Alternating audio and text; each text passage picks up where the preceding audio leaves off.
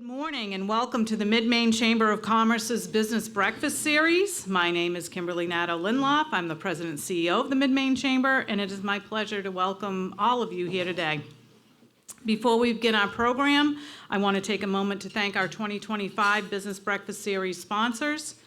They include AT&T, Cross Insurance, New Dimensions Federal Credit Union, Nicholson, Michoud, and Nadeau, CPAs, no relation, O'Donnell, Lee, Martin, Duboard, attorneys at law, Sheridan Construction, the Morning Sentinel and Turner Publications are our print media sponsors. The Mix 107.9 is our radio sponsor, and Kennebec Savings Bank is our video sponsor. I want to shout out a special thank you to Pretty Flaherty and Summit Natural Gas, our additional sponsors for today. Be sure to visit this month's Business Spotlighters. Out in the hallway, we had the Belfast and Moosehead Railroad and Summit Natural Gas. Check them out on your way out. And I also want to welcome our newest chamber members, Elm City CrossFit, Gendy Crepe and Smoothie. Oh, those waffle crepes. They're really, really good. Lambert's Auto Group, Next Gen Solutions LLC, U.S. Small Business Administration, Tech Resolve LLC, and Waterville United Church of God. I would ask you at this time to please turn off your cell phones in consideration of our guests, and please don't forget to complete the evaluation forms on your tables. Be gentle, this was a big undertaking. We have some upcoming events. We have a bunch of ribbon cuttings, like a lot of them, including today. For a complete list, go to midmainechamber.com/ribbon cuttings. Our next Business After Hours will be held Wednesday, October 15th at Central Maine Ford on Kennedy Memorial Drive, hosted by Central Maine Motors Auto Group. That's from 5:30 to 7. The next one in November is in December. We don't have one in November. It's going to be held at the Elks Lodge, 905 and Banquet Center on December 17th. We're hosting a leadership luncheon with Ryan Poulin, President and CEO of New Dimensions Federal Credit Union on Wednesday, October 22nd from 11:30 to 1 at Amici's. Lunch is provided. Please register on our website. The next business breakfast will be here over in our normal meeting space on Thursday, November 13th, entitled Digital Marketing Tips for Your Organization. Please register today at our website. Today's presentation, the gubernatorial meet and greet with the candidates, we're going to give each candidate 5 minutes to speak. You have everybody's bio on your table but one. So this is where I eat crow. I blew it. Alex Murchison sent me all his stuff, in fact, early, a month early, and it did not get into your packets. That's on me. I'm going to email Alex's bio to all of you. We'll correct it on our website and everywhere else, and Alex is here, and he will have an opportunity to speak because it's completely my fault. At the end, we're hoping to have time for Q&A if we can keep every candidate to their 5 minutes, which Sabrina in front of me in the red will be holding up the cards. I'm going to stand here. I would ask today for grace and respect. If somebody starts hammering a candidate, we're moving on. We're not dealing with it. So you can ask fair questions. We're not going to put every question to every single candidate because we'd be here forever. So if you have a specific question for a specific candidate, you may, raise your hand. We'll be coming around with portable mics and ask. But I don't want anybody being badgered. This is an opportunity to get to learn the positions of the candidates running for the primary for the governor of the state of Maine. This is not an opportunity to beat each other up, please. This is being taped. It is being live streamed right now. So it'll go up on YouTube. You'll have all the opportunity to get all the clips you want for your commercials or anybody's commercials.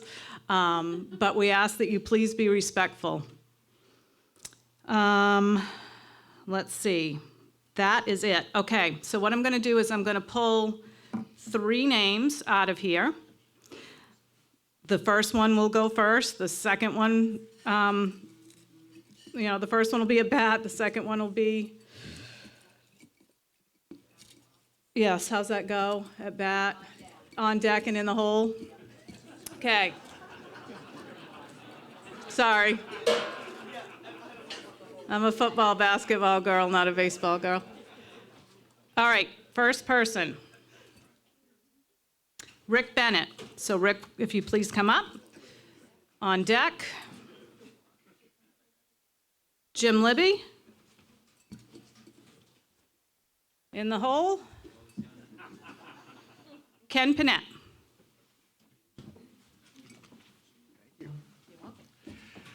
Good morning. Thank you, Kim. Thank you, Mid-Maine Chamber, for having us here. It's a great morning, and I'm grateful.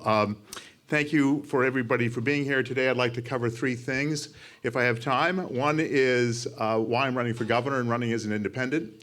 Second, our vision for Maine's future. And third, how we can win with your help.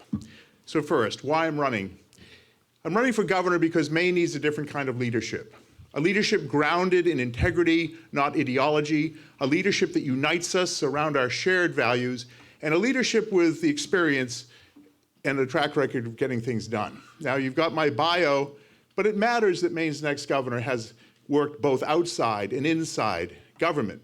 I've served as president of the Maine Senate, elected unanimously by my colleagues from both parties, but I've also built a career in the private sector, helping grow businesses and create jobs right here in Maine. I've been a CEO, I've been a chief executive. I know what it's like to meet payroll, to build a team, to solve problems, to make tough calls. But I also know how to navigate government to get results. Maine's next governor should have both private and public sector experience. Now is not the time to hire a governor who has to learn on the job. I'm running as an independent because Maine's next chapter should not be dictated by party bosses in Washington or by special interests pouring dark money into our elections. Too many politicians are more focused on partisan point scoring than problem solving. The system thrives on conflict, not resolution. While the issues that matter most, housing, our economy, our schools, get lost in the noise. Maine politics should reflect Maine values, honesty, independence, and that roll up your sleeves attitude that's been passed down to us for generations. Our vision for Maine. I'm very bullish about Maine's future, bullish by talking with all of you here today and the things you're doing here in the community. It's a future that we will build together. And it's a future where young families can afford to stay and thrive because housing is within reach and childcare is available. It's where rising property taxes aren't forcing our friends and neighbors from their homes, where small businesses can flourish and we have the workforce to meet demand, where we meet the needs of our most vulnerable people, those seniors on fixed income and those suffering from mental health and substance use disorder, where we protect our precious natural resources, support our traditional industries while investing in innovation and the jobs of the future, where our communities from urban neighborhoods to rural villages are vibrant and strong, and where state government earns your trust by being effective, accountable, and honest. You know, government in Augusta, unhappily, has taken on some of the hyper-partisanship and dysfunction of Washington. It's time to restore the tradition of politics as practiced at the community level in towns across Maine, where disagreements may be strong, elbows might be sharp, but we treat each other as neighbors, with kindness, with civility, and with humanity. This is not wishful thinking. This is within reach. It's up to each of us to make it happen, and Mainers deserve nothing less. Lastly, how we win with your help. From my conversations with voters across the state, one thing is clear. Mainers are fed up with politics as usual. They want a governor. They want a governor who will be beholden only to the people of Maine and who has a track record of delivering results. And that's how we're building this campaign. We are talking with voters across the political spectrum. We're building a sophisticated campaign operation. We're assembling a team with the skills and experience to win. It's not easy. It's a long race. But I've run 15 marathons, and this is one more. And with your help, we can make it happen. So today, I'm asking you to join us in building a politics rooted in decency and dignity, one that listens before it judges, serves instead of seeks power, focuses on outcomes rather than outrage, and reflects the better angels of our nature. Now is the time. Maine is the place we all love. Let's do this together, and let's get to work. Thank you.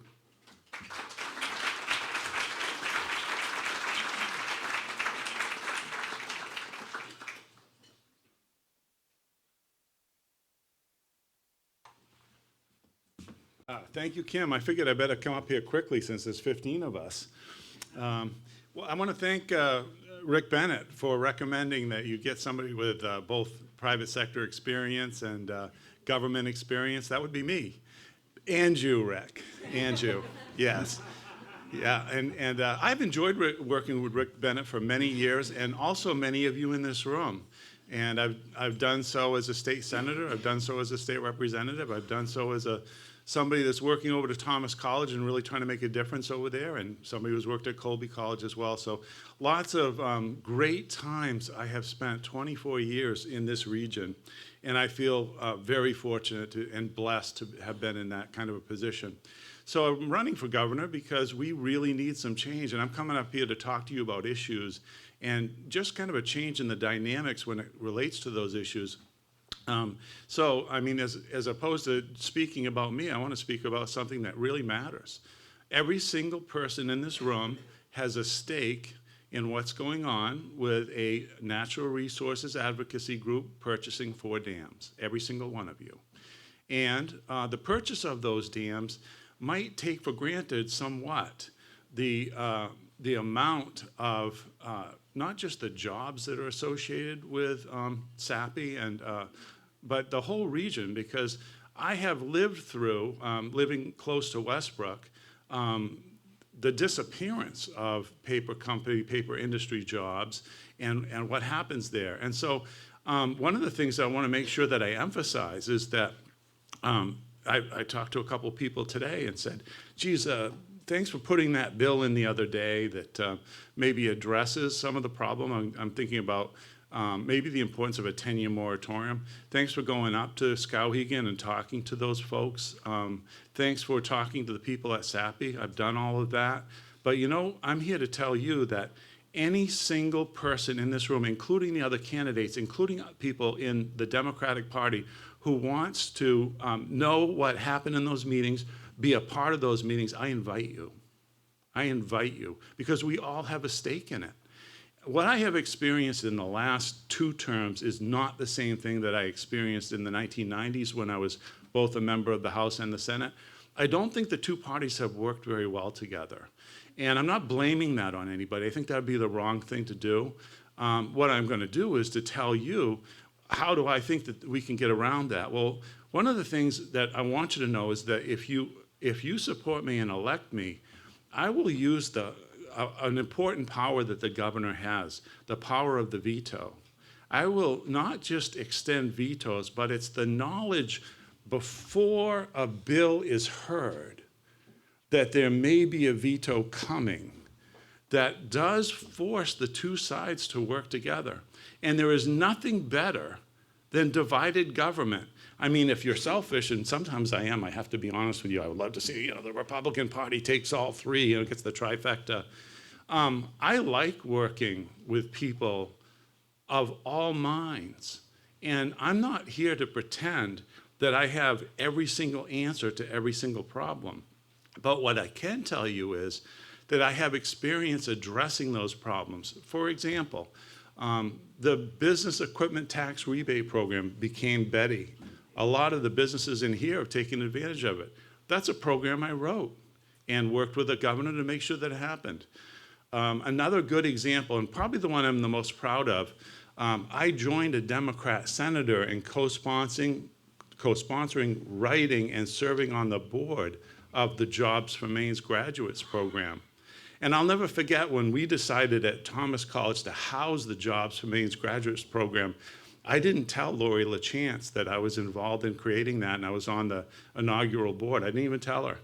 And she didn't know until we had a couple of years ago, there was a banquet to honor myself and the senator in the other party who decided that, it was a really good idea.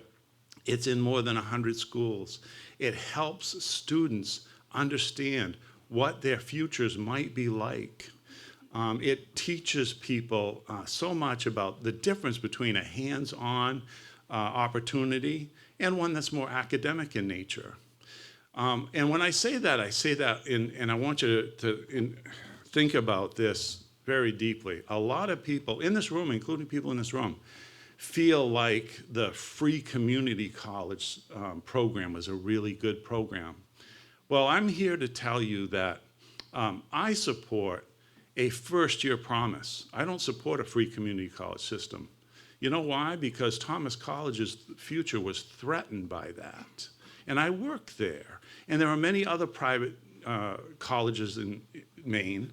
Are you coming over to tell me that this 5 minutes is up? I appreciate that. So there it is, right there. Usually politicians conveniently ignore those signs. So I'll just end by saying, I've got a lot more to tell you. I invite you to come over and talk to me, and I'll stay here as long as you want me to afterwards, until my employer tells me I need to go over to Thomas. See you later.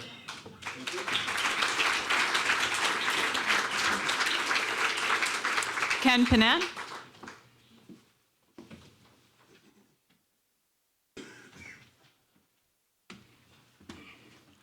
Thank you, Kim, for inviting me. There's three subjects that's dear to me is homelessness. Homelessness, I feel, is out of control. People deserve to have a home. A home is not a privilege, it's a right to have a home, the place where you can be safe. As Maine State's governor, I will highly push to use tiny homes for people to get off the street, have a tiny home community. Well, they could have a garden or whatever they need to feel relaxed. You're not being pushed. You can't, you're not being told you can sleep here and you can't sleep here. It'll be their home. Then the next one is also tiny home veterans. Put the veterans in tiny. I'm not a veteran, but I see just by watching the public, the veterans served us. We got to serve them. There's no need why we can't have tiny homes. You can build them. I don't know the exact cost, but it's a lot cheaper than building 3 duplexes. So you could have 40 tiny homes on say a 5-acre lot. Spread them out enough, people have room to move. Next thing I am passionate is mental health. Mental health crisis is crashing hard. As governor, what I do is financially put money back in the mental health system, open up CSU beds. They're closing. CSU bed is, instead of going to a hospital where you're locked down, CSU bed is a place you go stay 3 or 4 days a week just to get things back in order, and you're free to go anytime you want. The mental health crisis on the homeless people, that's a way to mental health, because you have nowhere to go, and you're thinking, well, I don't care. We got to make sure that people do care and get them off, and try to get them off the street. Next thing is the mental health, and that's all I have right now. So.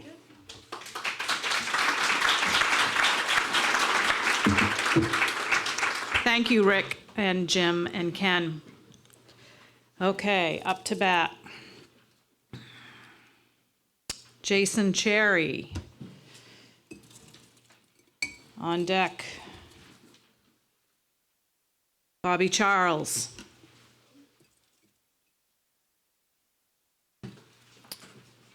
And in the hole is Hannah Pingree.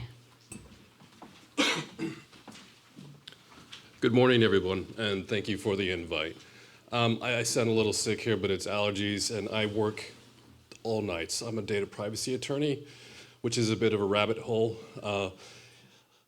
I deal with ransomwares, business email compromises 24/7, so that's a rabbit hole. Just make sure you have endpoint detection and response on everything, put multi-factor authentication on your VPN, emails, and your pets. All right.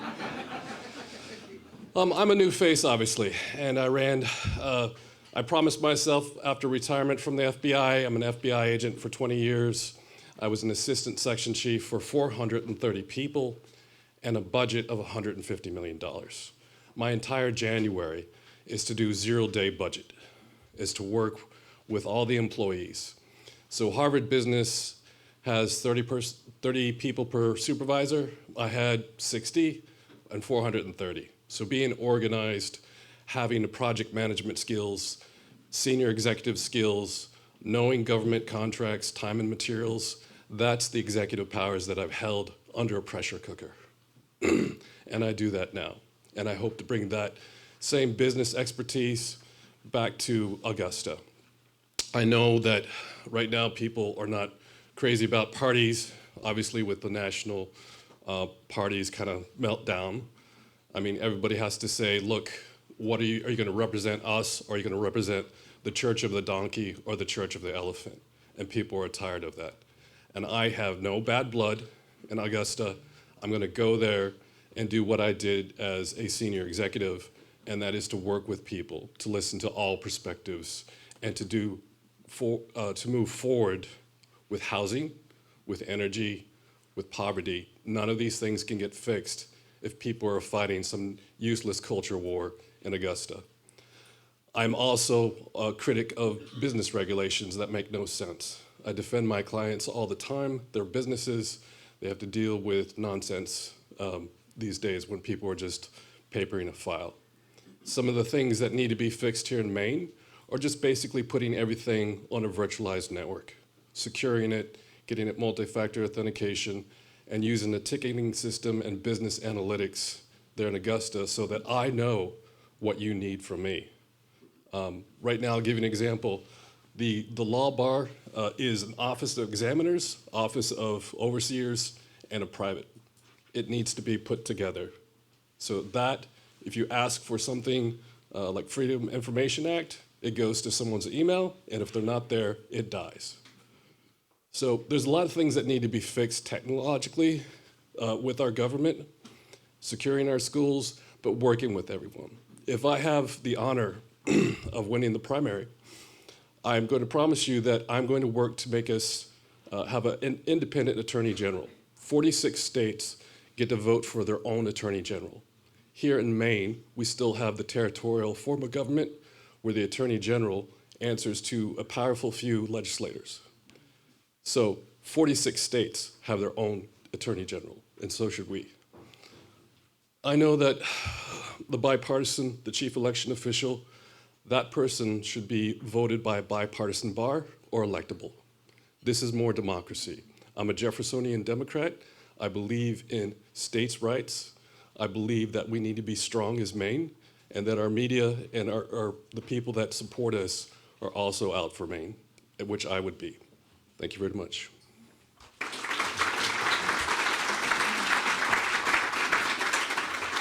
Thank you, Jason. So we've got Bobby and then Hannah.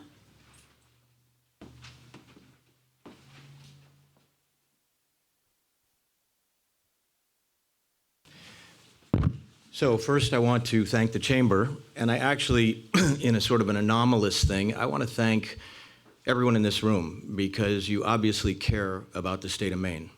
And it might be the largest field. I think I bumped into someone who isn't running for governor just a little while ago. Perhaps the largest turnout at this moment we've ever had. My background is simple. I grew up just down the road here in Wayne, and the Wayne I grew up in, the Maine I grew up in, was filled with good schools. My mother was a school teacher.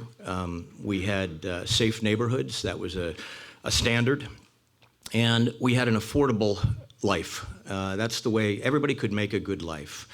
And because I had good teachers, in a shock to me, quite frankly, my father never went to college. My mother started at $12,000 a year. I was shocked. I got into Dartmouth College, accepted. Why? Out of an unaccredited Maine school, because I had great teachers, truly great teachers. And from there, I worked my way through there and through Oxford University with a master's in economics, and then Columbia Law School. And then the rest of my life, I really dedicated up until recently to serving my country.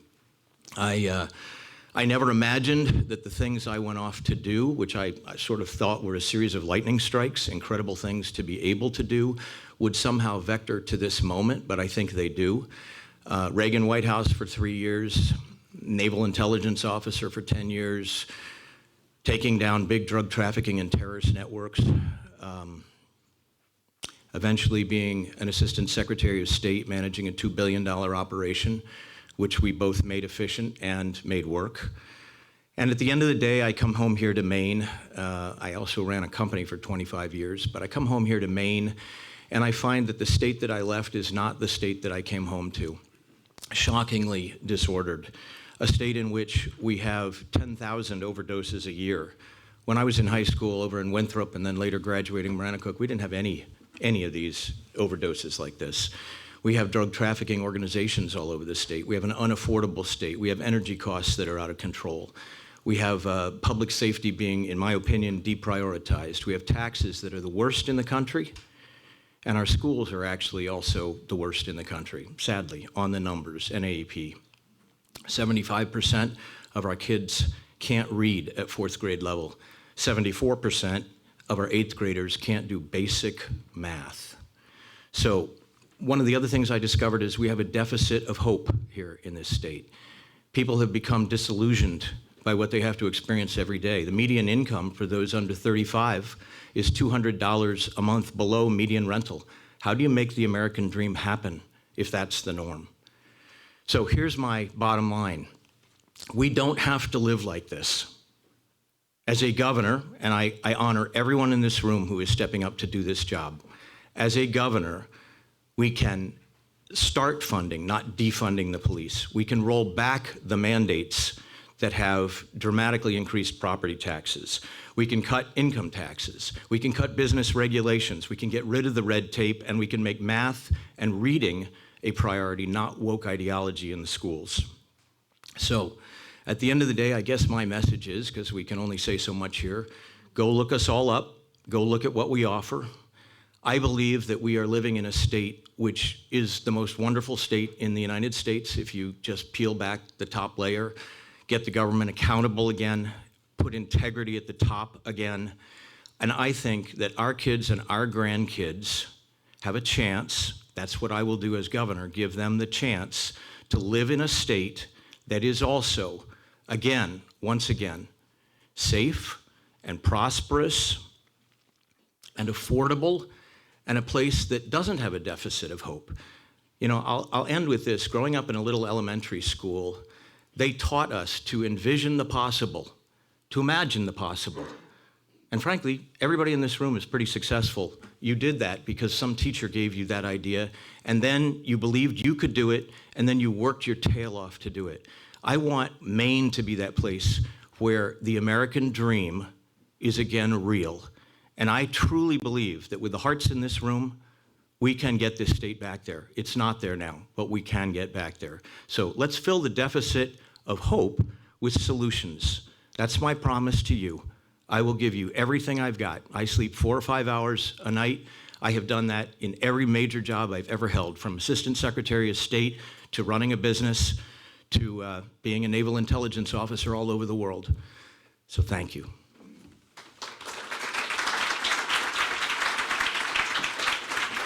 Hannah.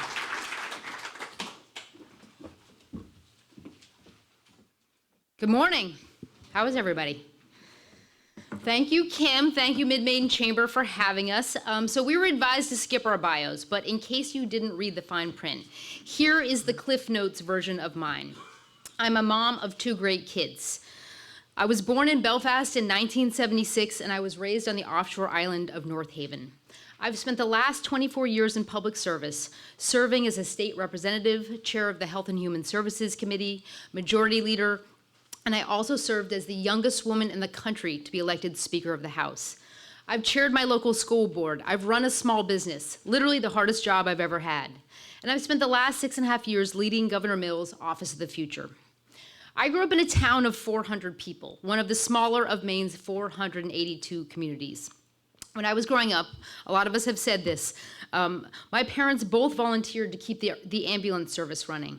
They both served on the school board at different times. They both ran small businesses, and they were not unique. That's what nearly everyone in my community does and how most Maine towns work, whether it's Waterville, Somerville, or North Haven. People find ways to give back to each other. They employ their neighbors. And as I traveled the state, running for governor, people feel so strongly that we cannot lose that in Maine. That sense of caring about our neighbors, especially in these very fractured political times. I'm running for governor because I believe that there has never been a more important time for good leaders to step up and run for office. It's never been a more important time to elect experienced leaders who know how to deliver results for Maine people. And it's also never been a more important time for people who don't always agree with each other to continue to keep talking and finding common ground. I've had many experiences bringing people together, finding common ground, and getting things done. As both Majority Leader and Speaker of the House, I negotiated bipartisan budgets, bond packages, and forged agreements with leaders across the state. During my time in state government, just over the last couple of years, cooperation has gotten harder, but I've been at the center of important moments when we were able to find agreement, like the passage of LD1 this past session, when I worked with Republican leader Billy Bob Fockingham and Senate President Daughtry to pass emergency legislation to help our state recover from devastating storms and better prepare for the future. And today, we are definitely facing both a political and economic storm right now in this country.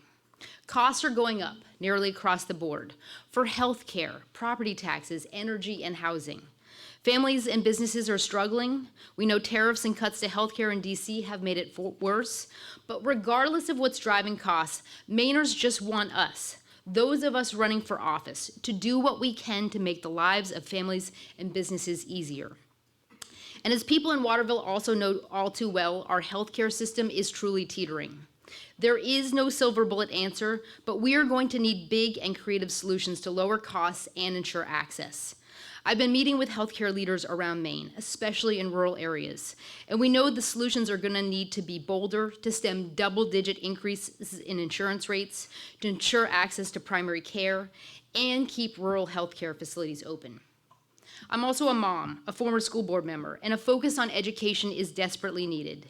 We can't look away from declining test scores. We need to support our teachers and our schools with a laser focus on reading and math progress. I've also called for a ban on cell phones in classrooms, and I believe we do need to invest in the trades and CTE programs, make free community college permanent, and ensure the University of Maine thrives as an economic and innovation engine. So housing is also the top tier issue and a big part of why I am running for governor. When I first ran for office in 2002, people on the coast who I grew up with already could not afford to buy a home in the town they grew up in. They could not find an affordable rent. They were driving long distances for work. 20 plus years later, that crisis is statewide and national. My former office in state government put out a report that said Maine needed as many as 84,000 housing units by 2030. We didn't just pluck that number out of the air. That number was based on how many employees we need to keep our economy going in the face of an aging workforce and retirements. Maine has made progress on housing. We've reformed zoning so people can do more of what they want on their own land. We've simplified rules and made big investments. And even though we now have the largest pipeline of housing under production in state history, it is not nearly enough. We need to go much bigger. We need to cut red tape. We need to lower the cost of construction and invest in innovation. I believe that making progress on housing is critical for our economy, and it can create good paying jobs here in Maine. There is so much to be done as governor, investing in our economy, lowering costs, pulling our healthcare system back from the brink, and building the housing we need so our communities can thrive. I'm running for governor because I truly believe there has never been a more important time. So again, thank you so much for having me here today. Thank you, Kim, for edging closer. I would love to ask for your vote, have you involved in my campaign.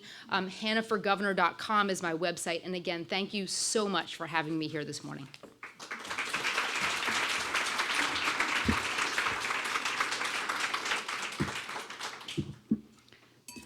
Okey dokey. Robert Wessels is up to bat.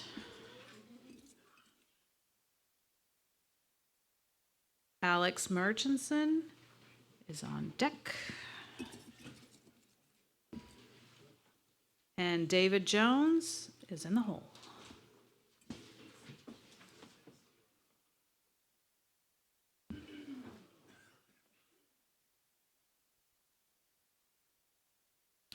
Good morning. Thank you, Kim, and thank you, everybody, for coming. It's great to see you this morning, and so thank you for having me. Half of you are gubernatorial candidates. I want to speak to the other half who are in the business world this morning. I realize you can read, so please take a look. My bio is in front of you. We have websites these days. You can go to my website, voterobertwessels.com, and learn more about me and who I am. I wanted to take the chance this morning just to really talk to you about a specific, very pressing issue, and that's business in Maine. I'm here today not just as a gubernatorial candidate, but as a businessman, someone who has signed the front of a paycheck, and someone who has seen the negative impact that an overreaching government can have. Let me start with a declaration. Maine must become business friendly again. Right now, our state budget is bloated. Our energy bills are among the highest in the nation, and our small businesses, which are the background of our economy, are carrying the load. 99% of Maine businesses are small businesses. They employ more than 50% of our private sector workers. But too often, we see them getting left behind in Augusta. Here's the problem. Our state government believes prosperity comes from more programs, more mandates, and more spending. Every dollar Augusta spends is a dollar that is taken from your employees or from your pockets, from your reinvestment as a business or your growth. Families feel it in higher property taxes, and employers feel it in unpredictable costs. Our young people see it and too often leave the state. Here's my plan to change that. First, we need to rewrite the budget. I have spent the last 24 years writing and living on tight budgets, teaching others how to live on those budgets as well. I will rebuild the state budget from the ground up, focusing on needs, not wants. That's how I live. We can cut billions in waste by ending handouts to non-citizens, trimming bureaucracy, and cutting the size of our agencies. That savings can go back to Mainers in the form of lower taxes, especially property tax relief. Second, we need to cut the red tape. I hear it everywhere. Permits take too long. Regulations overlap. We have unnecessary regulations. The fees pile up. I was at the Blue Hill Fair recently talking to a small business owner, and she had started the business and had been going, but she has been spending the last 2.5 years trying to expand that business from retail to wholesale. Still unsuccessful with it. That is no way to grow an economy. There needs to be clarity, there needs to be simplicity, and the ability to easily expand your business if you have that desire. I will set firm timelines for permits, put licenses on a regular sunset review by the legislature, and create a system where state agencies are rewarded for saving money instead of punished for spending it. Government should clear the runway, not block it. Third, we need to fix our energy policy. Right now, Maine's industrial electricity prices are 54% above the national average. I was talking to a local business in the automotive industry that paid $6,000 a month for electricity. Now they're paying $15,000 a month. That makes it hard to compete, even in the bigger world outside of Maine. It makes it harder to create and retain jobs. These aren't hypothetical scenarios. These are real world problems that we need to be honest about and address. I will work with the legislature to repeal expensive mandates, level the playing field with hydro and nuclear, and invest in a grid that is reliable, resilient, and affordable. The outcome is straightforward. We need a stronger economy, more jobs, and Maine entrepreneurs, an area that Maine entrepreneurs can take risks and find success. We don't need more government handouts. We need private sector growth. We don't need bigger bureaucracy. We need better climate for business investment. And we don't need endless mandates, but an honest opportunity for people to pursue their dreams. Thank you.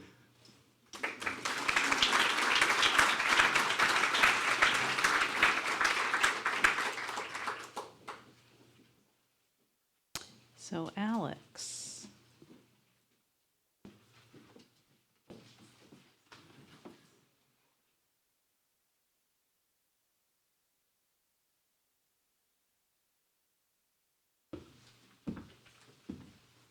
Thank you. Hi there. My name's Alex Murchison, and I'll be honest, I wrote a speech for this, but when I was left off the activities today, kind of thrown through a loop, so we're just going to wing it a little bit. My bio is obviously absent from your packets, so a little about me real quick. I was born in Caribou, Maine, and I lived there for quite a long time. I've always been trying to run away from the state, honestly. And I don't know, in the past 10 years or so, I grew up a little bit. And fun fact, today is actually my 30th birthday. So, free applause, excellent. So I'm legally old enough to run for governor now. So, being the youngest candidate here, just wanted to say something for the next generation, the people who come after. Yeah, we can't afford houses right now. I have some friends of mine who spent probably 450 grand on a house. Well, they didn't spend it outright. They'll be spending it for the next 30 years. It's hard right now to be a young person in Maine. And what can I touch on that everyone else hasn't already brought up? Good points all around. We need more education, for sure. I think teachers deserve more money. I got an aunt who was a teacher, and she retired, and I don't know how she retired. I don't know. I think I know what she was making, so I don't know how you retire on that. I think we need to fix the housing crisis. Education would be good. I'd really like to tackle the mental health problems in the state. And energy grid would be nice. That was a good point you guys made earlier. I'd like to invest in new technology. And green energy is always a good way to go. I think offshore wind farms are great. I think we should do tidal-based power generation as well. And I'm going to say a word that's going to scare a couple of you. I think we go back nuclear. One nuclear plant can cover about 60% of the state of Maine, and that's just the residential zones. 2 will probably cover us, and 3, we get a surplus. Now we sell energy. Now we're money positive. I'm not going to take up the rest of my time here. I don't have a lot left memorized, so I'm just going to leave off with age 17, I became an Eagle Scout, so you can trust me. I may not have the political experience that everyone else has or the business experience that the other half has. There is a lot of us, and I imagine that it's going to be a hell of a race. Sorry, what's the swearing policy? I'm going to screw that up. It's being recorded, it's being live streamed. Okay. No F-bombs, please. Okay. Well, then I'll definitely have to cut it short. So, I know a couple candidates have raised over $500,000 in donations. I'm not even taking donations yet, and I don't think I'm ever going to get that much. I could probably do this whole thing for 10 grand, and at the moment, that's probably going to just be my money, and that's okay, because I don't need to win to make a difference. I got ideas, you guys got ideas. Whoever does win, out of all 20 of us, take some of that with you. If it can't be me, then let it be you that brings these good things to the people of Maine. Yeah, thank you.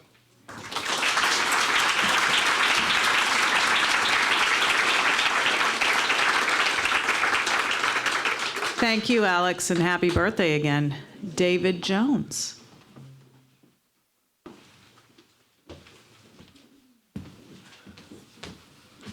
Well, thank you, Kim. Appreciate you inviting me. And hey, everybody, thank you for being here. Obviously, we're all here because we care. I'm running for governor because I do care. And everybody else is stepping up, we care. And the people of Maine deserve to get someone that cares about them and understands the state of Maine. I'll tell you a little bit about me. I know we don't want to go deep into the bio, but I started my life just as a normal guy, raised up by my mom. She was a waitress. My dad was a bartender, machinist, military veteran, 12 years. And he raised us the right way. I got married. I've been married now for 40 years. I have 6 kids. I have 8 grandkids. Anybody here got grandkids? You got children? You know what it's like. You're here because you care. My kids live here, and that's really important to me. I mean, I want to see these kids stay in Maine. For so long, we've lost our brain trust. It's really sad. They come here, they're raised here, they go to school. A lot don't come back because they can't get the jobs that they want. So what do we need? We need opportunity. We need government to get the hell out of our way. Bottom line. Now, I've never served in office ever. So I think that's my best qualification. I can get things done. I'm the guy that signed the front of the paycheck my entire life. I started my company when I was 17 years old. I've been self-employed my entire life. So this is my absolute first job interview. And I thank you guys for having me here. Now, you look at entrepreneurs and you say, what made America great? Entrepreneurs did, ideas, and dialogue. And we don't have dialogue anymore. It's sad. I long for the days of Ronald Reagan and Tip O'Neill.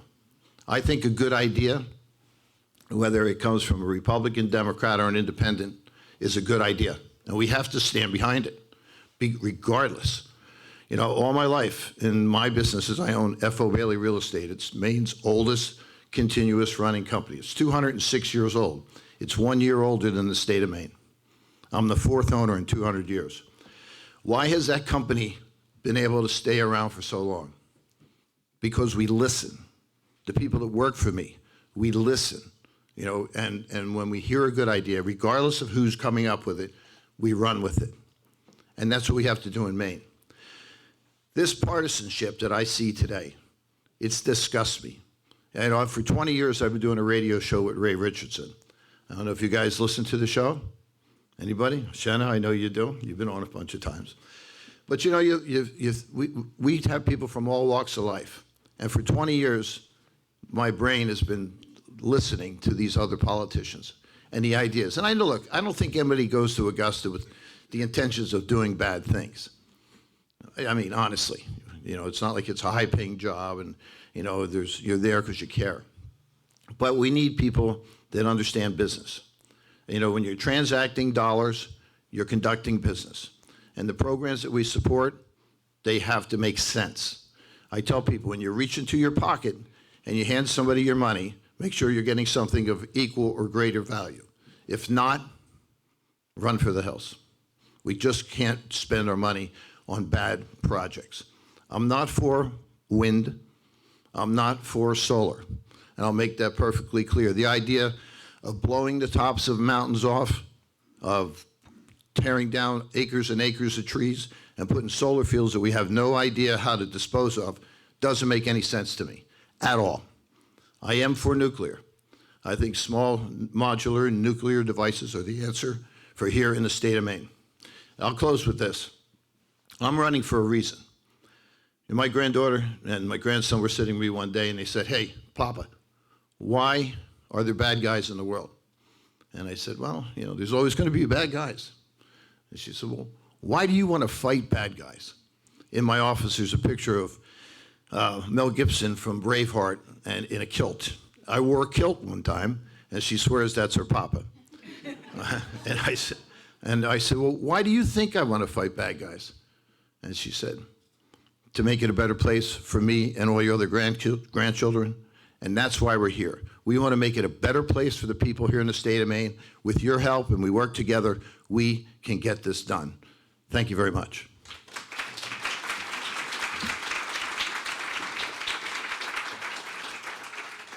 Oh, every man loves Braveheart. Ted has not hung a picture anywhere, which I'm glad about. Okay, up to bat. Shannon Bellows. On deck. Ben Midgley. Whoops. And in the hole. Uh-oh, I pulled two. I'm throwing them both back. Ken Capron.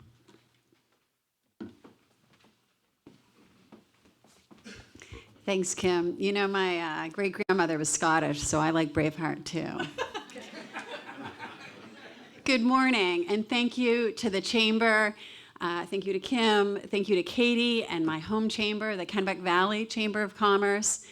You mentioned those ribbon cuttings, and when I was a state senator in Senate District 14, that was one of my favorite things. You know, the community coming together, regardless of party, to support local businesses and local nonprofits and the lifeblood of our communities. So I want you to remember 3 things about me, and I want to share my vision for Maine and what I will do as your next governor. So first and foremost, I'm the daughter of a carpenter. Bellows Woodworks was the name of his company, built it from scratch, and I have worked hard for everything I've achieved, no shortcuts. I know what it's like to work for a living and to own my own business as well. The second thing that I want you to know about me is I am a fighter. I stand up for what's right, even when it's hard. And I will stand up, just as I'm doing right now, to protect your voter data, for our democracy, and for our way of life, and for our communities. And the third thing, and I think this is really important, the reason I'm running for governor is I think in this perilous moment for our democracy and our economy, for the climate, I think we need strength and bridge builders, people who will bring people together to get things done. And when I led the ACLU, we had a saying, no permanent friends, no permanent enemies, just permanent principles. Now, some of the Republicans in the room were a little bit upset in 2023 when I made the ruling around Trump's qualification for the ballot, brought a couple of impeachment efforts. And some of the Democrats in the room voted to ensure that I didn't lose my seat as secretary. But something else really important happened at that same time. Since I ran for governor to modernize our services to better serve the people of Maine. And we have been working tirelessly to modernize our elections, modernize the Bureau of Motor Vehicles, corporations, Maine State Archives.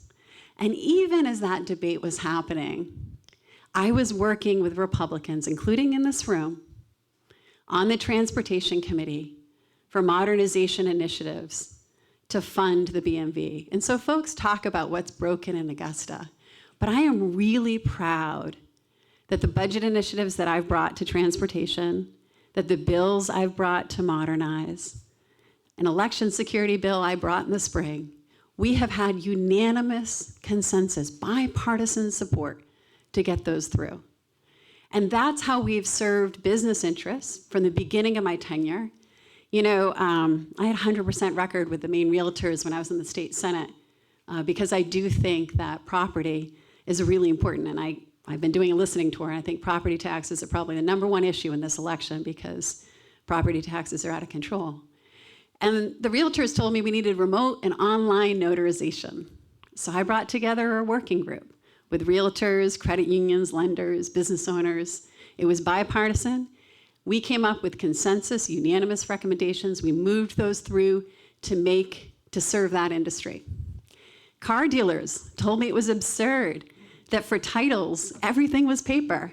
We had to go out of state to warehouses to get titles to move cars off lots.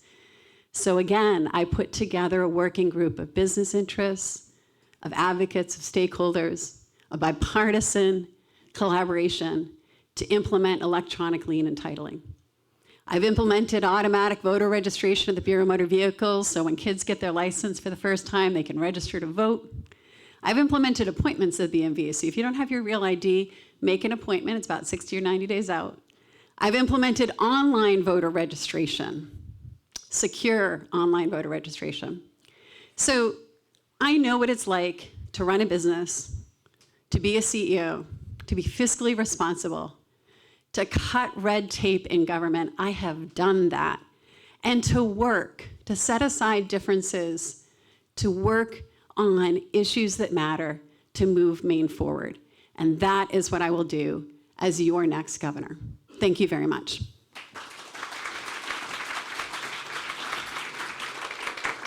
Ben is next.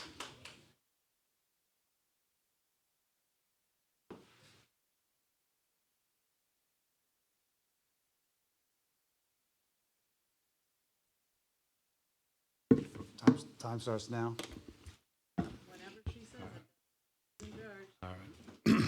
Hi, everybody. I'm Ben Midgley.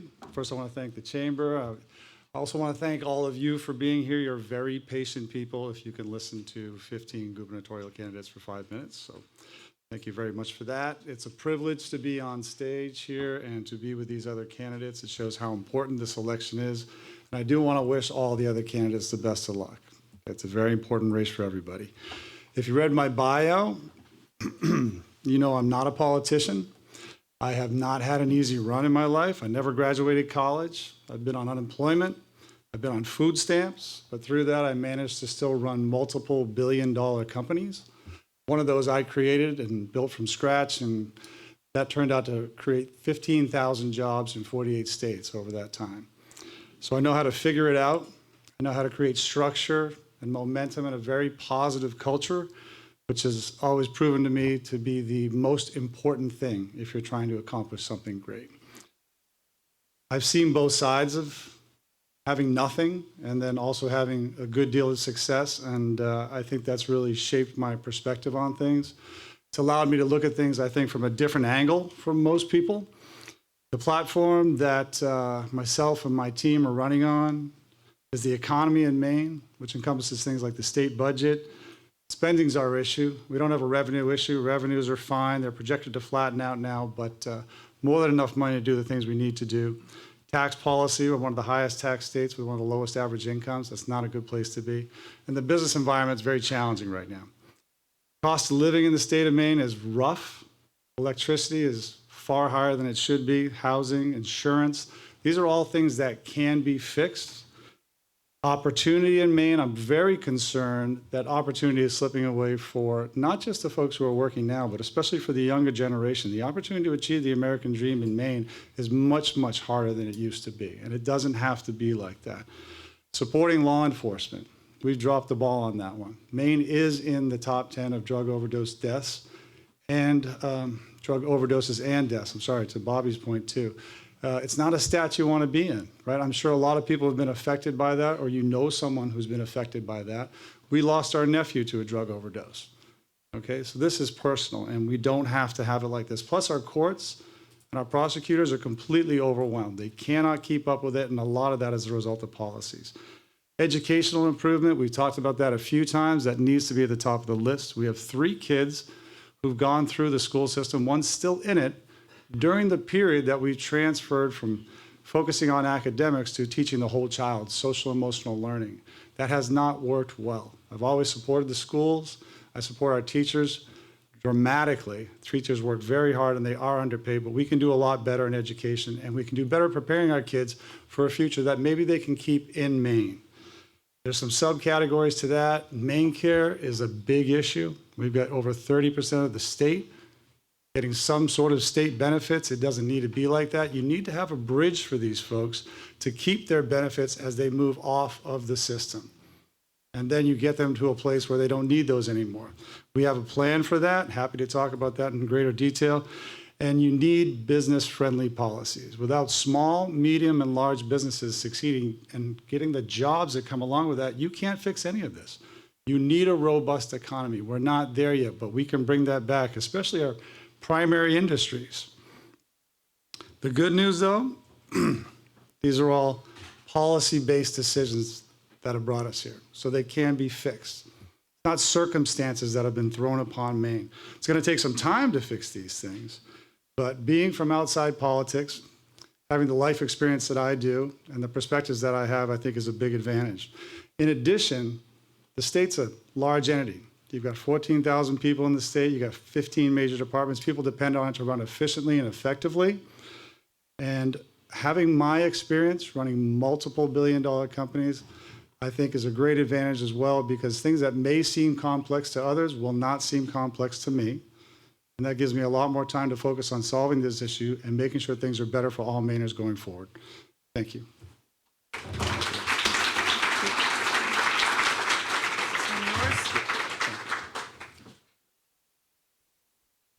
Ken? Good morning. First of all, happy birthday to Kim and Alex. My name is Ken Capron, and I want you to remember that. It's really important. Just think of a ugly old guy standing in the kitchen with a red apron on, and on the front of that apron is a C. So it's Ken Capron, not capon, not a variety of other choices, but Ken Capron. I get into this particular race because it matched the skills that I have. There was an event down in Biddeford a few months ago where one of the candidates stood up, and the minute he mentioned Doge, a room full of 250 people rose to their feet and clapped and screamed and were all excited about Doge, about the Department of Government Efficiency. And I view myself as being the perfect Doge. I'm a CPA with a lot of experience in all of the areas that are important to the state. Spent 10 years as healthcare administration, 6 of those at Maine Medical Center, during a time when we went from 0 subsidiaries to 17 subsidiaries. It was quite a challenge. Aside from being a CPA, I'm also a systems engineer. It means I can dissect systems and put them back together in a more efficient way. I've also done financial fraud investigations, which means I've looked at both nonprofit and for-profit organizations and government organizations and disclosed fraud. I don't control what people do with that information, but I disclose it. I'm also an efficiency expert, and I say that because in the 1 year I had experience in working for the state, 2003, I brought in to help people in revoke rehab get the right software and the right hardware so they could go to work. It was a 1-year grant. And in that 1 year, I saved that department 35% on that process. Not only did the people get better service and better equipment, I saved in 1 year 35%. And the argument there is that there are ways to develop efficiencies in our systems without a whole lot of trouble. It was not a complex thing. And I don't think a lot of that time has been spent on finding efficient ways to run government. We just throw money at it. That's the least efficient way to run government. So I look at myself as being the key Doge, and I would be more than happy to put together a team from existing budget numbers to do that. But in order to do that, we need to have the Republicans elected to build a Doge team. And I want to add that there are 7 in this room, 7 Republican candidates, I believe, and to a T, they're all nice people, serious, caring. They want something better. They're not greedy. They're not angry. They want what's best for this state and for the citizens of this state. They all have friends and relatives and neighbors who they want to go to work for and help out. We know that this state is in trouble financially. We lost some bond ratings. We've got an excess budget. I've never seen a budget grow that fast, and I've worked on a lot of budgets for Maine Med and other organizations, and this budget, the state budget, is frightening.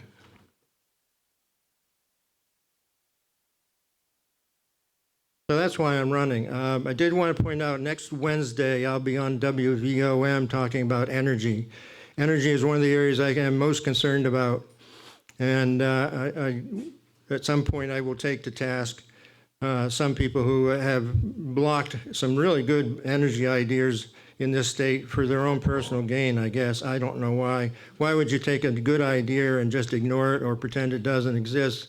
That's an attitude, a culture that we need to change. And that's where I think the Republicans could do best, is to come in and change the culture of the underlying services.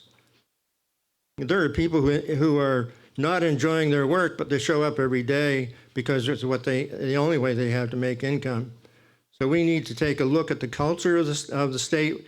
We need to do something other than the status quo. The folks who are claiming to be here for a long time and stuff, they haven't solved the problems. We have not solved problems. We've known about housing issues since 1993 at least. That was when the very first study was done. We've known about elder care shortages since 1993 when that was first raised. We've known about all of the problems. We knew about PFAS well ahead of the time it was publicized. It started back in Pease Air Force Base. My time is up. There is a handout out front that has a lot of my other issues on it. I have an issues matrix of 25, soon to be 30 issues. I hope you will all consider taking a look at the anti-status quo candidate. Thank you.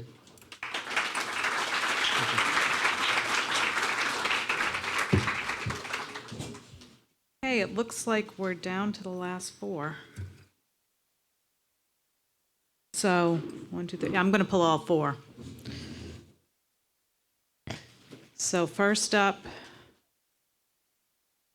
is Owen McCarthy.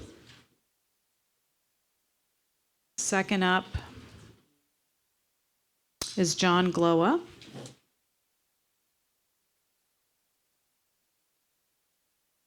Third is Troy Jackson. And last but certainly not least is AK3. That's my new name for you. Angus King III. Owen?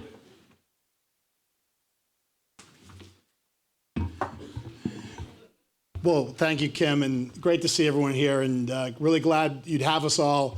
My goal, being a middle reliever, is to be better than the Red Sox middle reliever last night up here. My name is Owen McCarthy. I'm a proud native of Patten, Maine. I grew up in the shadow of Mount Katahdin, a town of about 1,000 people, on a trailer in my grandfather's land, the son of a third-generation logger and a second-generation lunch lady. You know, growing up, it never occurred to me that we did not have a lot. Everything that I needed to succeed was in front of me: a strong community, hard work ethic learned from my father, good schools. We were 4th in the country when I went through the schools. And then I went on to the University of Maine and studied engineering on the Pulp and Paper Scholarship, which is probably the most transformational time in my life. I learned how to solve problems as an engineer. I went initially then from there to work in the paper industry. I've been to every paper mill in the state of Maine, well, except for in Twin Rivers at Madawaska, which I've got to get my wife to vacation up there so we can change that. You know, I went on to become an entrepreneur. I've started a couple of companies. The most recent one is MedRhythms, and we're a medical device business that helps people improve their walking. If you've had a stroke or live with Parkinson's disease, we've built a company here in Maine, raised $60 million in venture capital, navigated the complexities of the healthcare system, got through clinical trials, FDA, and got a Medicare code. I'm also a father and a husband. My sons are Theodore and Oliver, and as I look out today, I don't think kids in Maine have the same opportunity that I had growing up here. I also don't think that it's affordable to live here for the working class Mainer. And so that's why I want to run for governor, to change that. My leadership style is someone that will address the hard facts, but make sure that we have credible hope for the future, which we do. Many of the hard facts have been mentioned today. Costs are out of control. Property taxes are really high to fund our schools, but results are low. Energy costs are difficult for consumers and for businesses. And the list goes on. EMS, in some places you call 911, the ambulance doesn't show up. And drugs are hammering our communities, and it leads to a Maine that, as my Uncle Thump, and yes, I have an Uncle Thump, my Uncle Thump says, everything is going up but wages, in a place where a business owner told me, Owen, can you stop hitting us with new taxes? Because I feel like I'm paying into everything but my savings account right now. But the credible hope, we have potential across this entire state. There is talent out there that is untapped and unseen, from Penobscot to Aroostook County to Washington and Franklin County and everywhere in between. We have proud people that would much rather have a great paying job than another government program. We know that we can cut the red tape that makes it impossible to build housing. We believe that we can pay for and will pay for a world-class education, but we want to get what we pay for. My focus areas are threefold. One is we need to create opportunity or the conditions for opportunity and jobs in the state. Two is we need to focus on things that make Maine more affordable for the working class Mainer, things like housing and energy. And three is we need to spend reasonably in the state so we stop taxing us at a high level. We need to, as a business strategy, do a lot of the things that's been said today, the red tape, the energy, et cetera. Those are table stakes. But we also need to build on where we have strength at the state, where we have talent. We have talent in boat building. Boat building is one of the largest national security concerns of the federal administration. There's a lot of investment that's going to go in there. We should create a lot of jobs there. Advanced forest products and life science. We need to build around that. We are also in a world that's changing with the next industrial revolution led by AI, and we can't let chips do to us now what China did to us then, and we need a strategy for that. And I'll leave you with this. We need to reimagine our state as more than just vacation land for the wealthy. It needs to be a place where Mainers can live, work, and prosper. It needs to be in a place where no matter if you grew up in a double wide on the outskirts of Portland or in a trailer off a dirt road in Patton, you can use your God-given talents to reach your highest potential with nothing standing in your way. Thank you for your time. Look forward to meeting all of you. Thank you, Owen. John?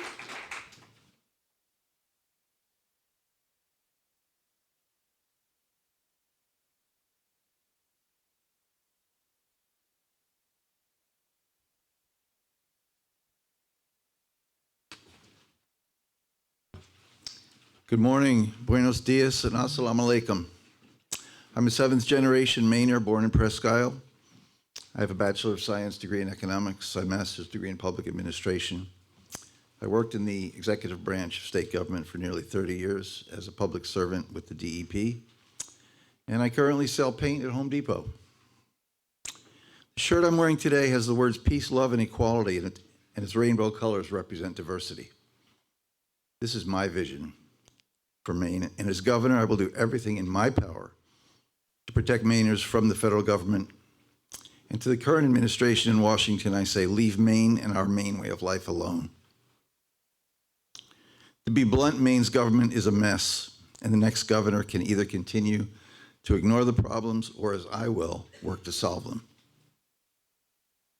State government's standard operating procedure is to tell the public no until they give up and go away.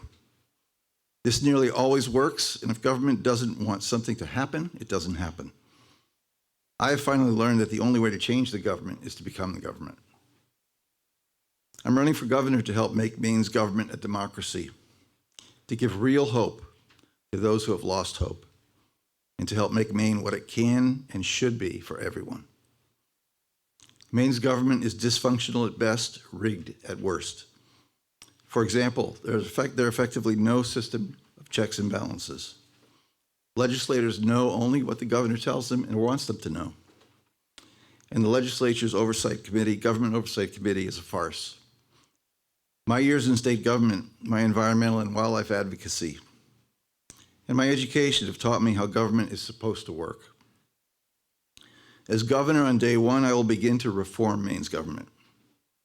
The two major parties and the favored special interests won't even talk about reform of the system because they are the beneficiaries of this rigged system. As an independent, I will be beholden only to the people of Maine.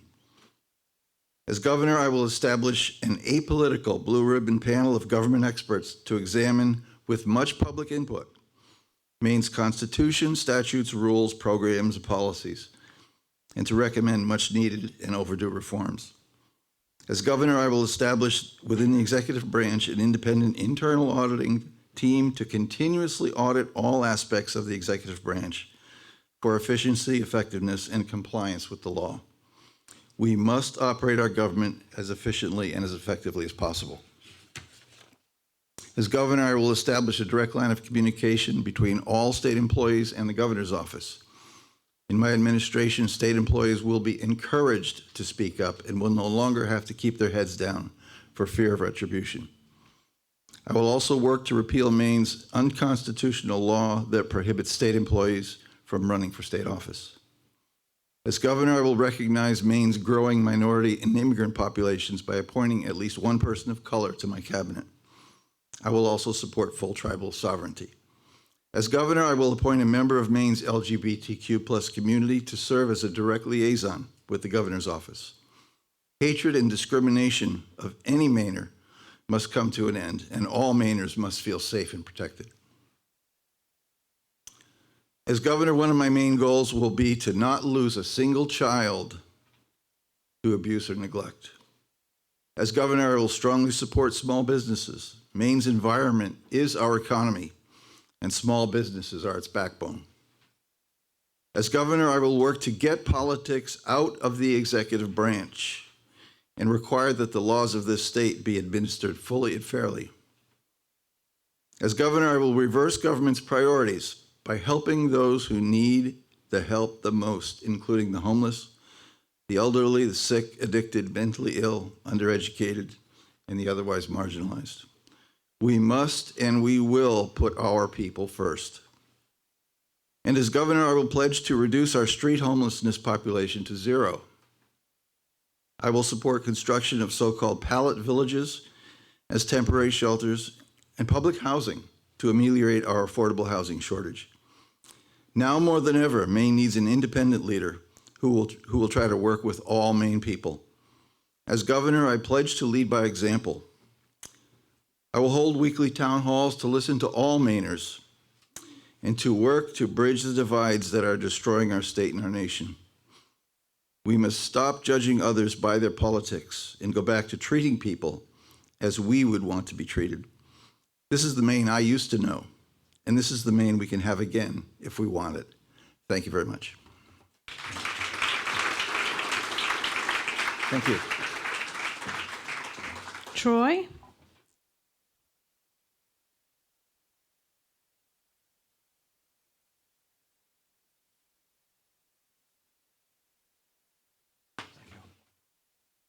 Well, good morning, everyone. Troy Jackson. I'm from Allagash. I'm running for governor to fight for the hardworking Mainers that feel like they've been left behind in this state.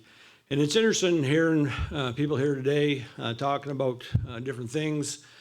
Republicans, Democrats, who's a small business owner, who isn't. In my world, you meet people, you don't know who they are, what part they're from. Most everyone that I deal with, in the logging industry, in the fishing industry, the farming industry, is a hard-working Mainer that is a business owner, is a worker, and they're trying to survive in this state. They're feeling the pinch. Economic security is a challenge for them. And look, I get it. Everyone that comes here before you is, sick of seeing the same folks running their mouth and making promises. And that's something that I'm sick of too. That's why I get into politics. I was sick of having people tell me things that I didn't believe. And I didn't think they were going to deliver for me.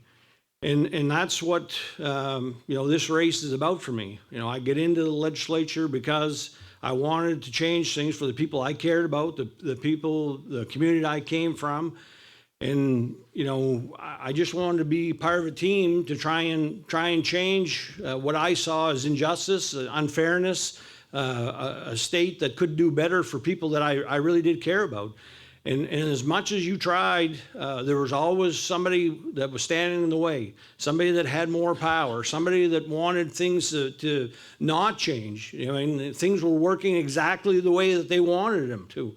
And for everyday working class people, small businesses or working class people, they didn't want them to change because, you know, people that had influence and power were getting what they wanted. You know, right now it's what, 9:20? You know, my son is the sixth generation in my family to be a logger. My son has been working for 7 hours already, you know, and he's a small businessman. He owns $1.5 million worth of equipment, and he's been working for, he's 31 years old. He's been working for 16 years already. I mean, that's what he and everybody in his community does. That's how he's grown up. My dad is one of the hardest people that I knew. My father-in-law is one of the hardest people he knew. We live in a production-based business. If you don't deliver, you don't get paid. That's the way it goes in the logging industry. That's the way it goes in the fishing and farming industry. If you don't show up with your load, you don't get anything. And I saw my dad and my father-in-law time and time again get up at 30 below weather and have to, you know, get a truck started, have to deliver that load to the mill. And if you broke down, if you blew a couple tires or something like that, you know, they had to fix those tires and they had to go on. And if they didn't get anything for that. And that's, to me, what this race is about. I'm going to deliver. I'm going to deliver on property taxes. I'm going to deliver on energy prices. I'm going to deliver on health care because it means something to me. It means something to the people that I care about. These things are something that are important to the people across the state. And I'll tell you what, you know, Ken talked about status quo. I know the status quo. I've seen it time and time again in the Maine legislature. And I walk into the health coverage insurance industry with a bill that we had brought before the committee that I had actually sponsored a bill for a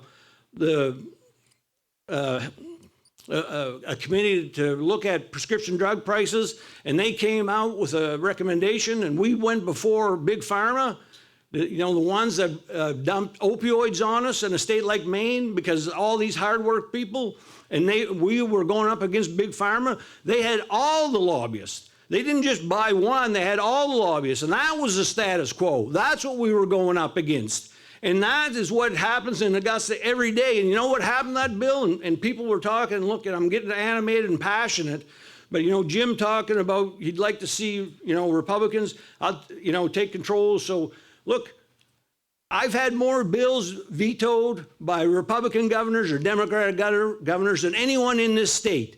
So it's nothing really fun to have a Democratic governor when you're a Democrat either, because they screw you just as well as the Republicans. And I'll tell you that I've had 5 bills vetoed by a Democratic governor when you're going up against Big Pharma.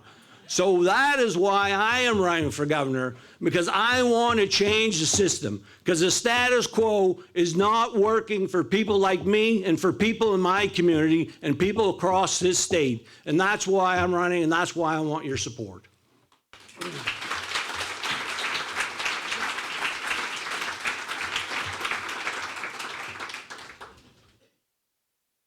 And last but not least, Angus King III.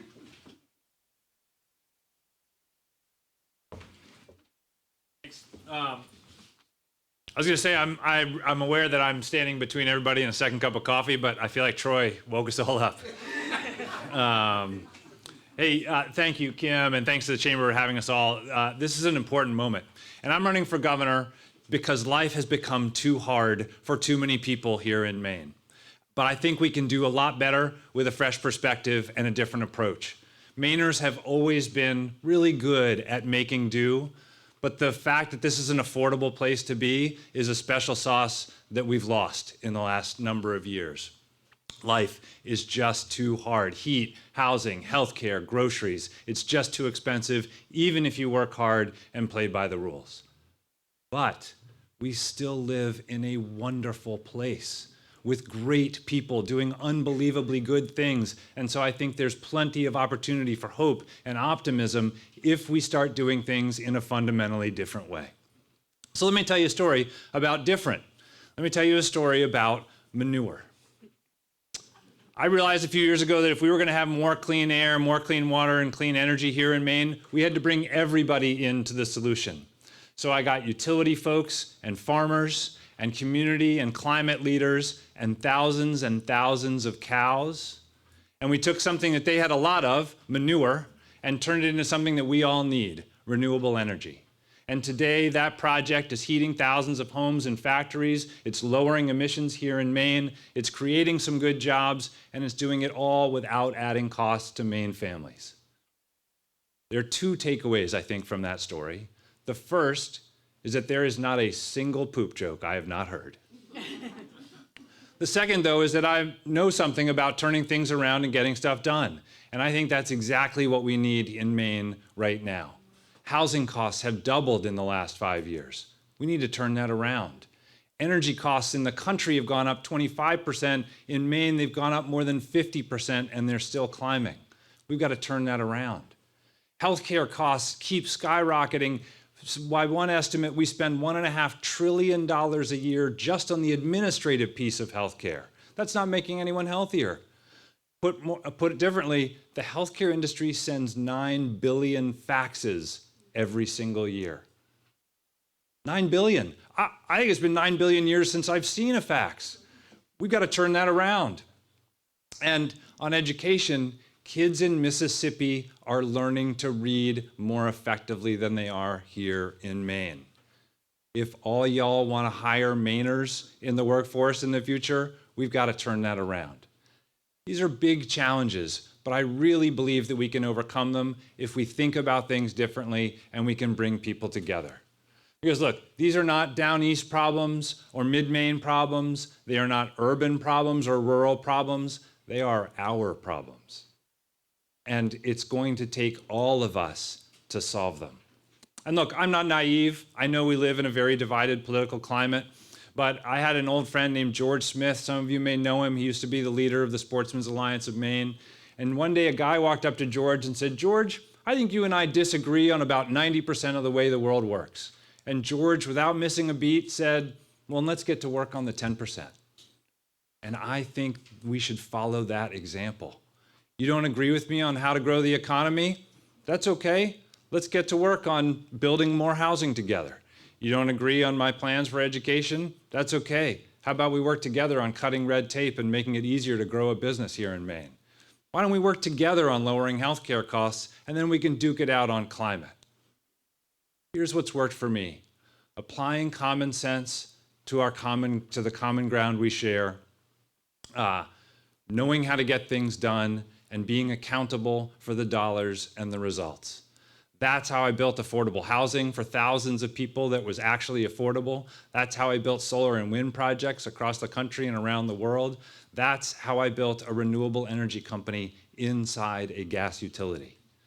Now I know that is not the ordinary path to the governorship, and searching for common ground is not maybe ordinary politics. But these are not ordinary times. And I think we can make a difference, but we need different kind of leadership who's willing to think differently and can bring people together. And I know we can do it in Maine. We can create a place where people can afford a home in the town where they work, where they can afford groceries and being able to fuel their gas tank, and yes, even afford to get sick. We can be a place where people can build a business, build a career, live a decent life, and then watch their kids grow up and do the same thing. I know we can do it, and we can be a place where people don't look at each other as the cause of their problems, but we understand that we're all going to have to solve them together. So I would ask, with your energy, with your support, with your ideas, and yes, of course, with your vote, I know we can make a difference and build a better Maine. Thanks very much, everybody. Have a great morning.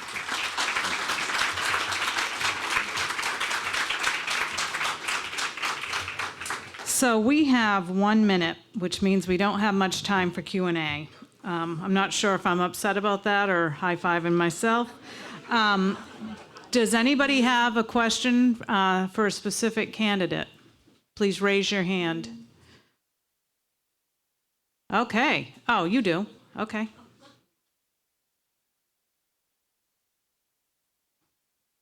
This question is for any candidate who wants to answer.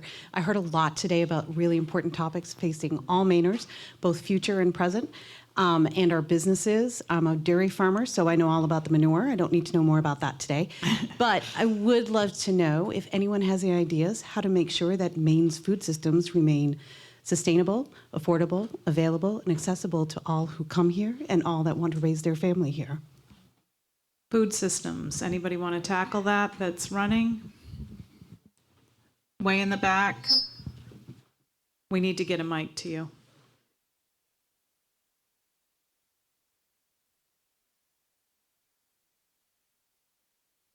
I just want to say that I had the opportunity to meet with some folks who volunteer to help feed Maine's people, and Maine state government needs to obviously reprioritize how it spends its money. In this country, it's a disgrace that people have to beg for food, and I would wholeheartedly agree that Maine state government needs to step in and step up and help solve this problem. Thank you. Anyone else want to tackle that one? Ben? Just quickly, we were just talking about this yesterday with one of the lobbyists for the agriculture in the state. They're not having an easy time right now. They haven't been tremendously well supported by the state government. So we started talking about what they need. They have a real challenge with labor, getting folks to take those jobs right now. So they need to automate more. They need to get additional technology out there to help them, get more yield from their crops. And they're having challenges with land too. A lot of folks that used to lease land to them for $1, they're not doing anymore, and they can't get that land. So a couple of things on that. The state has enough money that once you dig into where we're spending money inefficiently, you could backstop a lot of these farmers with the technological support they need, the equipment they need. You could buy land for the farmers that the state owns, but then they produce off of that. That's going to drive a lot more sustainability for our farmers and those communities around them. And the state also needs to get a bigger trove of data. When I started asking about trend lines and yields and how many farms are in the state, the data is not there. You got to have good data to make good solutions. So you can support them in a number of ways. Thank you. Troy? I think we've got to invest in a lot more small farmers too. Dr. Libby? I tell you what we won't do.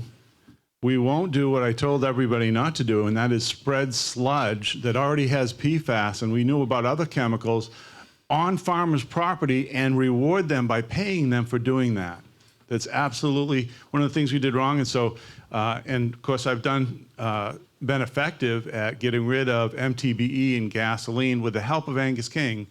And so I have a demonstrated record on that area.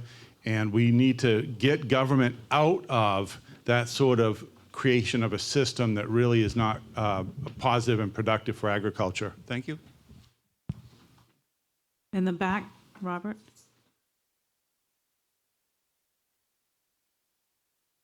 Hello, thank you. As a farmer, we own a beef farm and chickens, and we do regenerative farming. And I will say we need to get the government out. The red tape and the regulations and the extra costs that the state creates for farmers is just counterproductive. Okay, and on that note, I want to take a moment to thank all the candidates, all your teams for being here today and keeping things above board and respectful. Hopefully this was a softball to get things kicked off with your campaigns, and I wish you all the best of luck. Please take a moment to fill out the evaluation forms on your tables, and if you'd like to be a business spotlighter at an upcoming chamber breakfast, please reach out. We also do chamber chatter videos for our members. If you're interested, check in with us. So this is the conclusion of this morning's forum. Thank you all for being here. We hope to see you in November for our next business breakfast or any of our upcoming events. Have a wonderful day.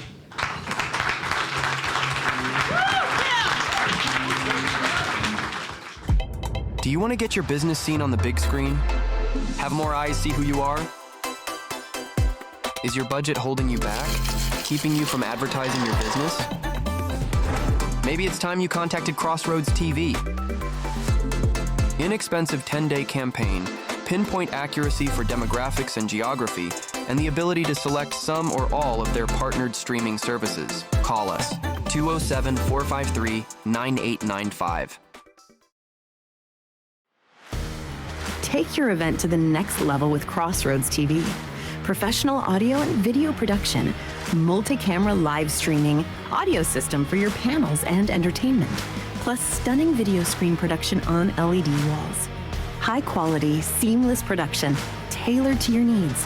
Let us bring your vision to life. Contact us today